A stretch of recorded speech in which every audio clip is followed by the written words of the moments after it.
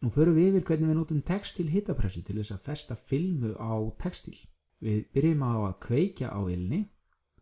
og við stillum á 160 gráður, smellum á OK, veljum 16 sekúndur, ítum aftur á OK og svo aftur á OK og við bíðum þar til að hitapressan hefur náð 160 gráðum. Því næst setjum við textílinn okkar í og við ætlum að strauja hann til þess að slétta vel úr fletinum sem að filman á að koma á og við lokum í nokkra sekúndur og opnum síðan aftur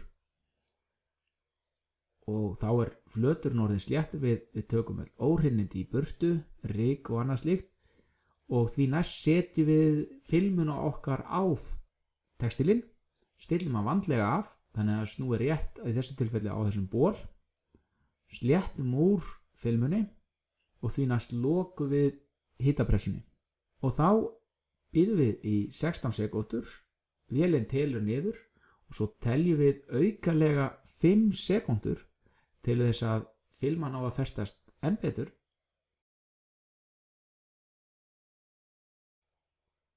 1, 2, 3, 4, 5 og þá getum við opnað og þá athugum við hvort að filman hafi fest nægilega vel. Ef hún hefur ekki gert það þá þurfum við að endurtaka leikinn en í þessu tilfelli hefur hún fest vel og þetta kemur svona ljómandi vel út og við erum alsæl með niðurstöðunar.